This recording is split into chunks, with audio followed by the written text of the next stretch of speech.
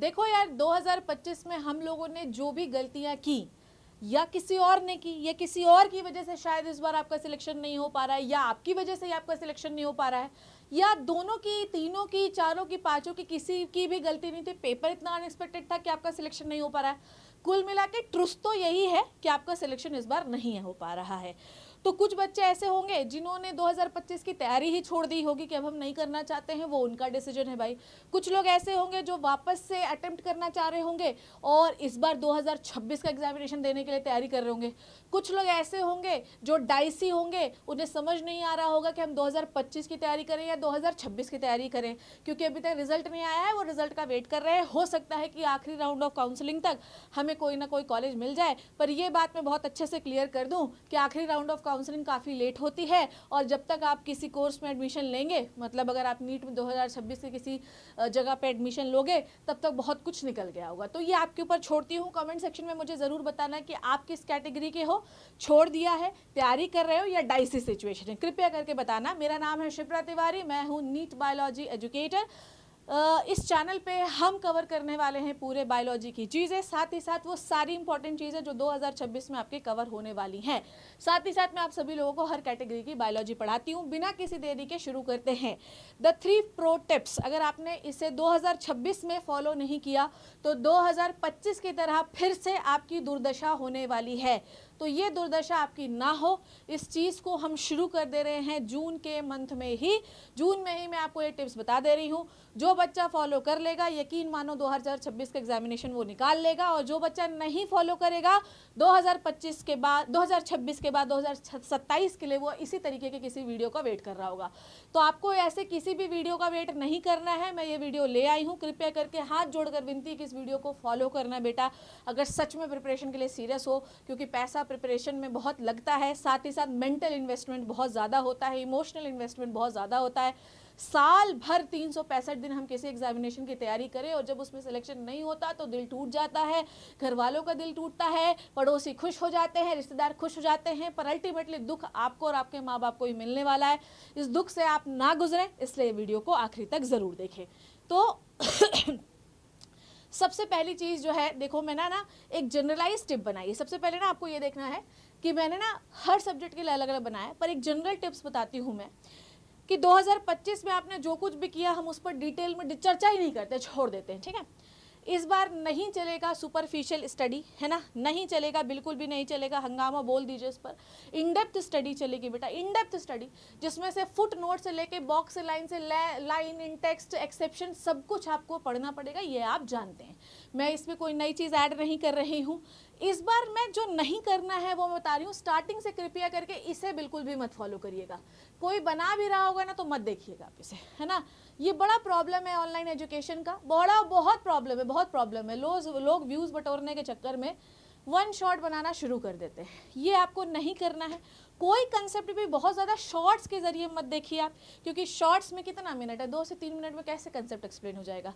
देख भी रहे हो तो आप कृपया करके उन्हीं शॉर्ट्स को देखिए जिनका डिटेल कंसेप्ट आपको बहुत अच्छे से आता है, क्योंकि शॉर्ट्स ना कंसेप्ट को हिला देते हैं अगर आपको नहीं आता, क्योंकि आपको जब आप पढ़ोगे तो बोलोगे उस शॉर्ट्स में तो ये बताया था, ये तो इतना आसान था, यहाँ इतना टफ कैसे हो गया। तो कृपया करके कंसेप्ट इन द शॉर्ट्स ये आपको इस बार से नहीं देखना है। लोग क्यों कर रहे हैं यूट्यूब में ये आप बहुत अच्छे से जानते हैं बेटा, ठीक है। तो कंसेप्ट पहले आप डिटेल से पढ़ लीजिए, उसके बाद उसका शॉर्ट देखिए, ना कि ऐसा कि कंसेप्ट पढ़ा ही नहीं और शॉर्ट देख रहे हैं और हमको लग रहा है कॉन्सेप्ट याद हो गया और फिर जय सिया राम कॉन्सेप्ट छोड़ दिया, ठीक है। नेक्स्ट जो है, लास्ट ईयर तक आप 10 ईयर या 15 ईयर के PYQ करते थे, राइट। इस बार वो नहीं करना है आपको, लास्ट 35 से 40 साल के PYQ करना है, क्योंकि आपको पता है कि पहले ही जो पहले होता था एग्जामिनेशन कोविड के पहले, वही उस लेवल का था जो इस बार आया है, ठीक है। तो लास्ट 35 ईयर्स के PYQ करने हैं। किसी के नोट्स को नहीं फॉलो करना और किसी के सामने नोट्स के लिए नहीं गिड़गिड़ाना है, हमें नोट्स दे दीजिए, हमें नोट्स दे दीजिए, हमें नोट्स क्यों लेना है भाई किसी के नोट्स। आप उस टीचर को फॉलो कर लीजिए, वो टीचर आपको क्लास में जो लिखाता है आप वो खुद लिखिए, बजाय इससे कि उनके लिखे हुए नोट्स लिख के हम फ्री हो गए और हम दूसरे टीचर के पास कूद रहे हैं। No, this is not like that. आपको एक टीचर सिलेक्ट करना पड़ेगा और उसी के बताए हुए फुटप्रिंट्स में भले ना चलो, पर कृपया करके जो है आप खुद के नोट्स उनकी भी क्लास में बनाओ। मैं तो यही करूँगी। और बहुत सारा मिक्स एंड मैच मत करिएगा, क्योंकि कंसेप्ट जो है मिक्स हो जाते हैं तो हमें समझ में नहीं आता कि हम किस टीचर से पढ़ें, किस टीचर से ना करें। हाइब्रिड मोड ऑफ स्टडी को मैं हमेशा ही बहुत ज़्यादा प्रेफर कर रही हूँ इस साल, ऑनलाइन एंड ऑफलाइन दोनों मोड। ठीक है, जो भी बच्चे ऑनलाइन ऑफलाइन जाते हैं, कृपया करके वो ऑफलाइन जाते हैं वो ऑनलाइन मोड को ज़रूर फॉलो करें, ज़रूर फॉलो करें। ठीक है, बिल्कुल मैं बता रही हूँ। और हमेशा से ये हाइब्रिड मोड बड़ा ही पॉपुलर रहा है। तो ये नहीं, अगर ऑनलाइन वाले हैं वो ऑफलाइन नहीं जा सकते, उनकी मजबूरी है, क्योंकि पैसा भी बहुत ज़्यादा लगता है और समय भी बहुत ज़्यादा लगता है। पर अगर वो ऑफलाइन जा रहा है तो डेफिनेटली उसको एक ऑनलाइन कोई अच्छा ट्रस्टेबल वाला ब्रांड जो है फॉलो करना चाहिए। ट्रस्टेबल ब्रांड आप सिलेक्ट करिए, ये आपकी चॉइस है। बड़ बोलेपन में मत जाइए, मैं हूँ यम, यही हूँ, मैं हूँ सक्षम, मैं हूँ ब्रह्म, ये नहीं करना है आपको। ठीक है, ट्रस्टेबल सटल ब्रांड पे जाइए जहाँ के सिलेक्शंस बहुत ज़्यादा हैं। ठीक है, और सिलेक्शन ओरिजिनल है ना, ये नहीं किसी और का सिलेक्शन दिखा दिया। अच्छे बड़े ब्रांड में ज़रूरी नहीं है कि बहुत अच्छी पढ़ाई होती हो, छोटा ब्रांड सटल ब्रांड में भी बहुत अच्छी पढ़ाई हो सकती है। तो अपनी पॉकेट के बजट देख लीजिए और हाइब्रिड मोड को फॉलो कर लिए। ठीक है, अब एनालिसिस ऑफ टेस्ट, जिसको हम आगे चल के डिस्कशन करते हैं। अब मैं आपको सब्जेक्ट वाइज बताती हूँ। अब देखिए, किसी सब्जेक्ट पे मेरी महारत सिर्फ बायोलॉजी में है तो फिजिक्स केमिस्ट्री का कैसे बता सकती हूँ। मैंने फिजिक्स और केमिस्ट्री के टीचर से बात की और फिर मुझे ये पता चला कैसे करना है। देखो, यहाँ पर आपको लीविंग कुछ नहीं करना है। लीविंग का मतलब, मेरी बात समझिएगा, कि कोई चैप्टर कोई कंसेप्ट कुछ भी मिस नहीं करना है। ठीक है, फिजिक्स में ये चैप्टर इंपॉर्टेंट है, वो चैप्टर इंपॉर्टेंट है, ये पहले पढ़ो, वो बाद में पढ़ो, आपकी इच्छा है वो, पर इंपॉर्टेंट सब कुछ है। लास्ट टाइम भी जब मैं ये वीडियो बनाती थी टॉप 10 कंसेप्ट बोर्ड्स वालों के लेवल, ठीक है, तो मुझे फिजिक्स के टीचर बोलते थे कि मैडम अब कुछ ऐसा बचा ही नहीं है कि ये इंपॉर्टेंट है, ये इंपॉर्टेंट नहीं है, ये इंपॉर्टेंट है, ये इंपॉर्टेंट नहीं है। तब मैं बोलती थी ऐसा कैसे हो सकता है यार, ऐसे किसी सब्जेक्ट में कि कुछ इंपॉर्टेंट है, कुछ इंपॉर्टेंट नहीं। पर जब 2026 का पेपर देखा ना मैंने यार, तो मैं समझ गई कि ये सही बोलते थे, ये कि कुछ इंपॉर्टेंट है, कुछ इंपॉर्टेंट नहीं है, सब कुछ इंपॉर्टेंट है। बायोलॉजी का पेपर ही आपने खुद देख लिया, तो कुछ भी छोड़ना नहीं है। हर डेरिवेशन को जो है एप्लीकेशंस के साथ पढ़ना है। ठीक है, मतलब, और शॉर्ट ट्रिक्स पे बहुत मत घुसना है। देखो, ऐसा नहीं कि शॉर्ट ट्रिक्स नहीं पढ़नी है, शॉर्ट ट्रिक्स आपको पढ़नी है, पर उसका डेरिवेशन भी आपको डिटेल से पढ़ना है। ये मुझे सिखाया गया है, मैं सीखी सिखाई लैंग्वेज आपको बता रही हूँ।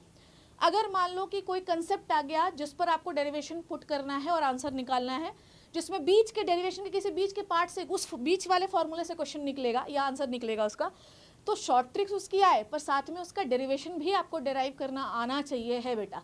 सिर्फ शॉर्ट ट्रिक से क्वेश्चन नहीं, सिर्फ फॉर्मूला से क्वेश्चन नहीं सॉल्व होगा।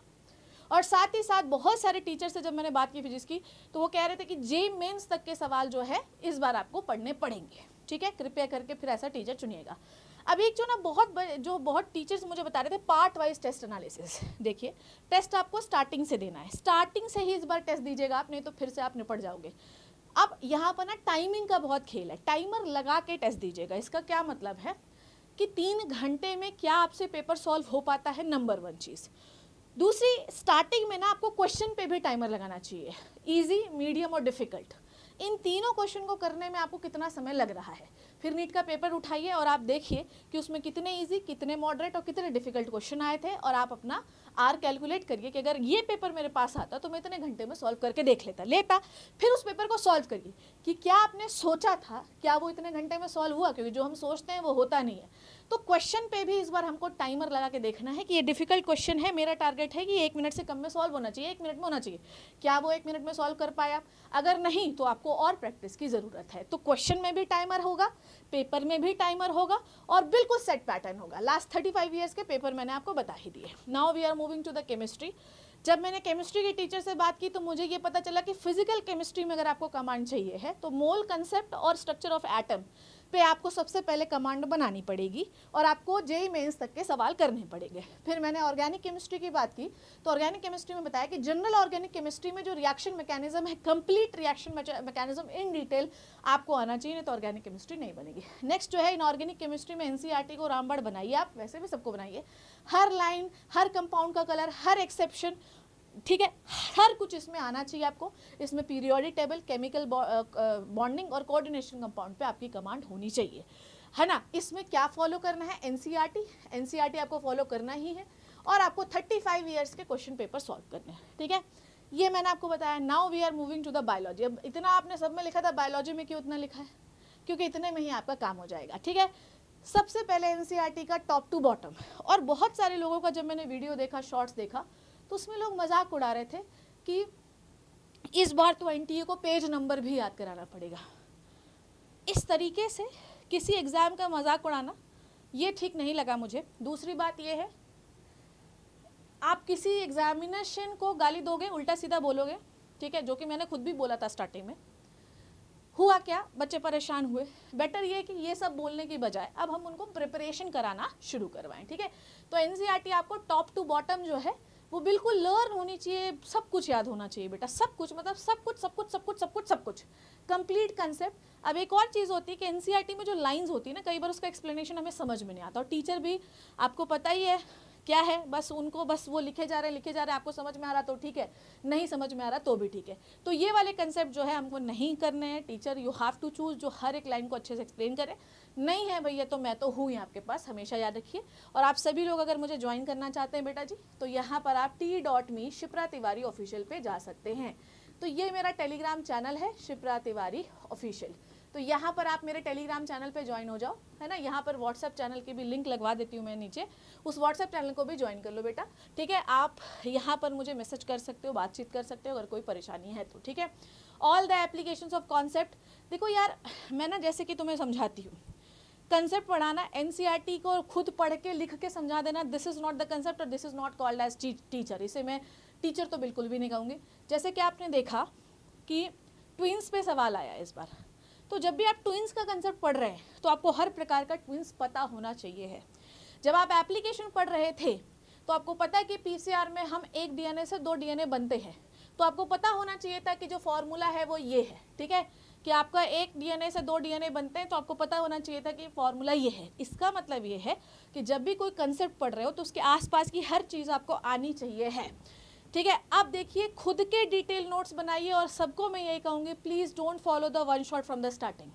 डिटेल लेक्चर को, नोट्स को फॉलो करिए, डिटेल लेक्चर्स को फॉलो करिए, ठीक है, कृपया करके, है ना। Find out the things very carefully and very correctly, ठीक है। अगर आपको कोई मेरे से हेल्प चाहिए तो प्लीज़ मुझे आप ज़रूर बताइएगा बेटा, ठीक है।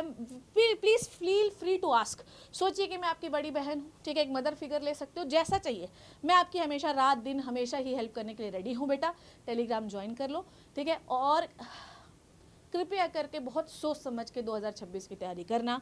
मैंने आपको हर सब्जेक्ट का बता दिया है। I hope you learn and enjoy the video. Please मुझे बताइएगा कि आप कहाँ फंस रहे हैं और कहाँ पर आपको मेरी हेल्प चाहिए।